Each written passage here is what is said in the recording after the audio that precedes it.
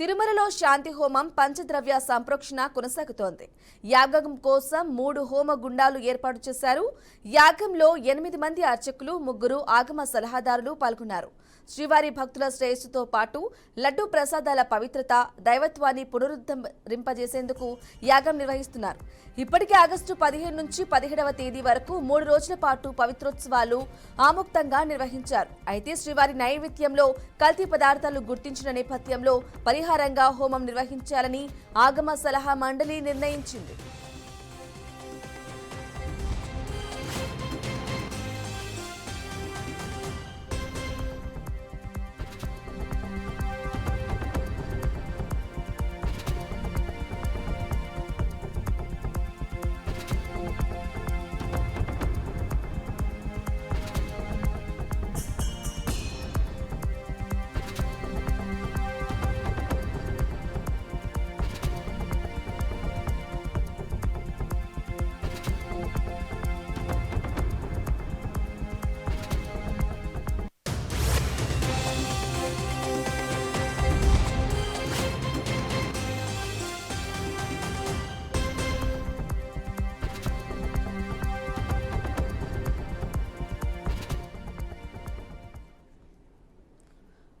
Breaking news చూస్తున్నాం. తిరుమలలో శాంతి హోమం పంచద్రవ్య సంప్రోక్షణ కొనసాగుతోంది.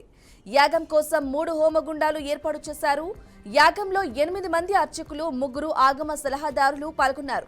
శ్రీవారి భక్తుల శ్రేయస్సుతో పాటు లడ్డూ ప్రసాదాల పవిత్రత, దైవత్వాన్ని పునరుద్ధరింపజేసేందుకు యాగం నిర్వహిస్తున్నారు.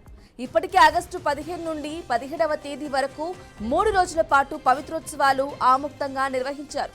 అయితే శ్రీవారి నైవేద్యంలో కల్తీ పదార్థాలు గుర్తించిన నేపథ్యంలో పరిహారంగా హోమం నిర్వహించాలని ఆగమ సలహా మండలి నిర్ణయించింది.